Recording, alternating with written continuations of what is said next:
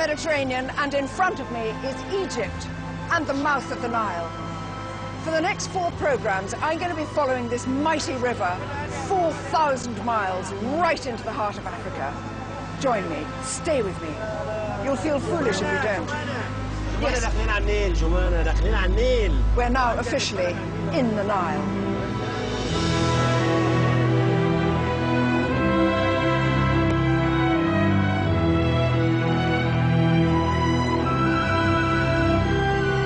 This is just the beginning of one of the most remarkable journeys I've ever made. Following in the footsteps of other intrepid explorers, our expedition will take us to faraway lands.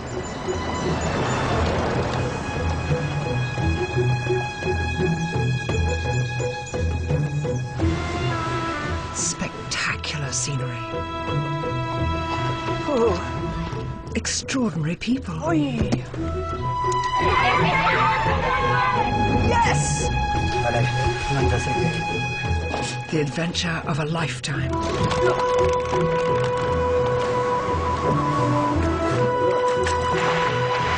And finally, after 60 tough days, I hope to realize my dream, to reach the source of the Nile. Here we are. Oh my gosh!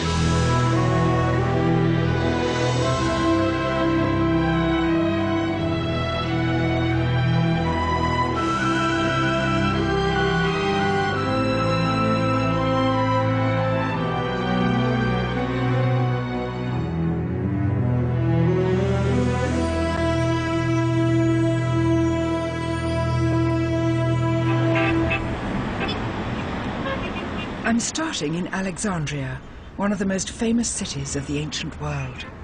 It's played host to history's A-list, founded by Alexander the Great, home of Cleopatra, Egypt's last queen, conquered by Napoleon, and visited by Churchill. So here is this extraordinary continent of Africa. As an army brat, we used to travel out to the Far East and back by ship, and we always came here past Aden, up through the Red Sea, take on a pilot, cross through the Suez Canal. I used to look out to the left and just wonder, knowing that was Egypt, knowing that was Africa, knowing that that was the Nile, which of course you couldn't see. And I've been yearning to see this since I was a little girl sailing to and fro. And we're going to be following this colossal river, not only through Egypt, because people say, you're going on the Nile, how lovely, you'll see Egypt. And you go, Egypt isn't the half of it, it isn't the quarter of it. This journey will take me through 5 countries. From Egypt, we'll cross into the deserts of northern Sudan, where in Khartoum the Nile is joined by the Blue Nile, and we'll take a new direction, following the river into the highlands of Ethiopia. We then rejoin the Nile in war-torn southern Sudan, continuing south through Uganda, pushing on into Rwanda, where my journey on the world's longest river comes to an end.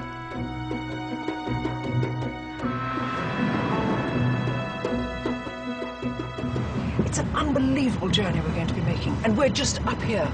That's just the beginning of this 4,000-mile trip. And our first stop is Cairo.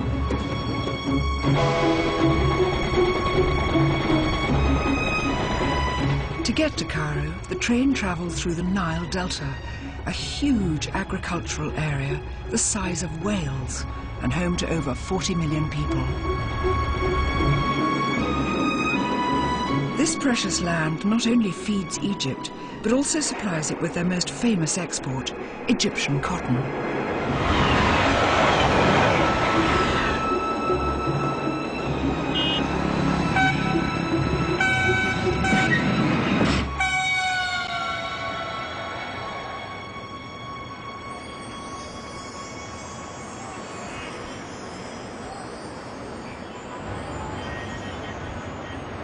The Nile in Cairo is crisscrossed with bridges. It's so lovely because each time you get on one, which we're just about to now, you look down and see those fabulous waters.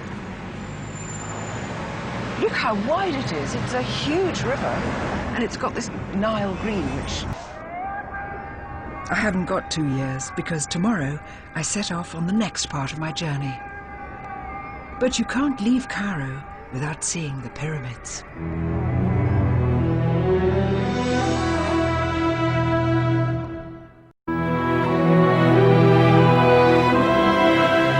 I'm travelling along the world's longest river, the Nile, over 4,000 miles from sea to source. It's the most remarkable journey I've ever made. Wow, it's so busy! It started over a month ago in Egypt. Phenomenal.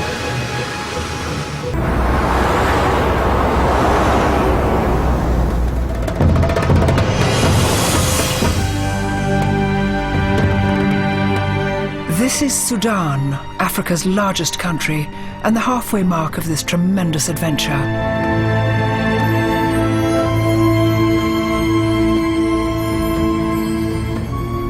After a week in the desert, I'm looking forward to being back on the river.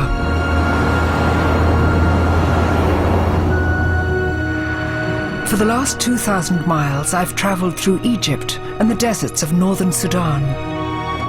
But there is still southern Sudan, Uganda, across Lake Victoria and into Rwanda in order to reach my destination. But first Khartoum, where the Nile is joined by the Blue Nile, which flows down from the highlands of Ethiopia.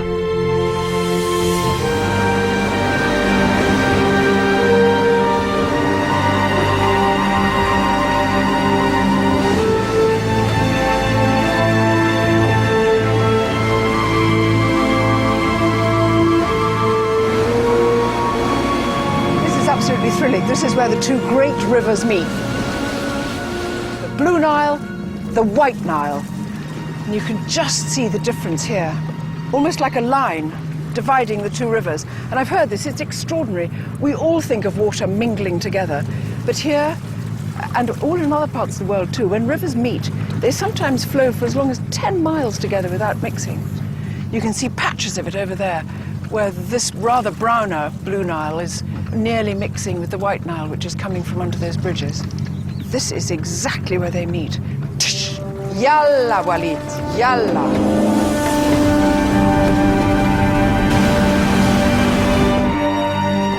Khartoum's position on the confluence of these two rivers turned it into a rich trading centre for slavery, gold and ivory.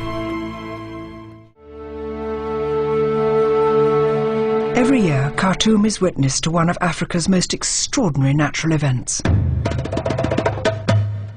For 3 months, the Blue Nile floods, swamping Khartoum and a huge length of the Nile all the way to the Aswan Dam in Egypt. I know all this water comes from somewhere else, so we're leaving Sudan and chartering a plane to travel up the Blue Nile Gorge to Lake Tana, Ethiopia.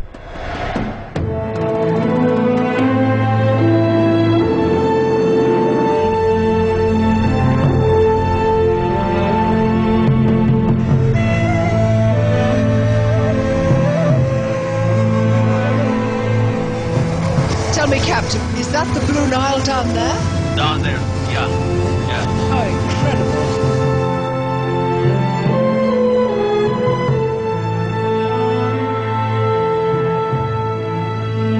incredible. This is one of Africa's largest canyons, a 250-mile-long gorge.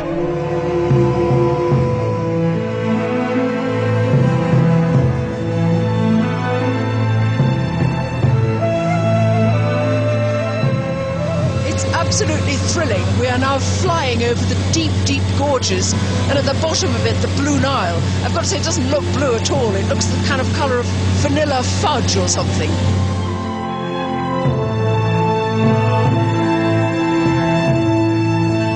These hills are just, I can't explain it. It's like some twigs with some goat skin thrown over them. Absolutely amazing and completely empty. There seem to be no villages, no people, no roads, nothing. Just mile after mile of rocky, hilly landscape. The bottom of it, this amazing river.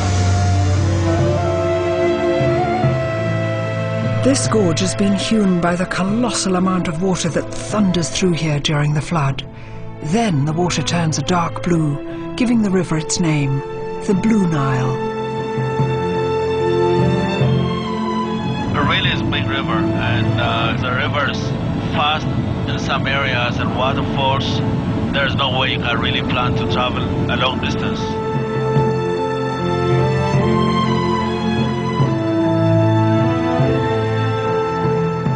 From this height it's difficult to see, but treacherous rapids make travelling on the river extremely dangerous. In fact, so wild is the water that the first descent of the Blue Nile was only accomplished as recently as 1968.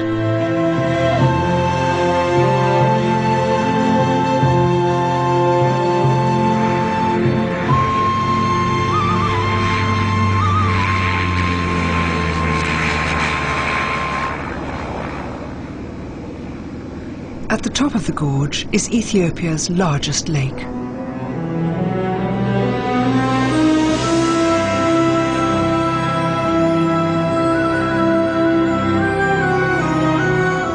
"60 rivers pour down the mountainsides into Lake Tana.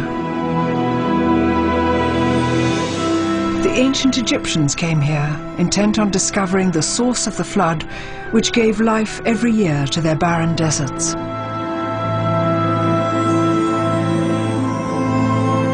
Nestled on the side of the lake is the town of Bahadar.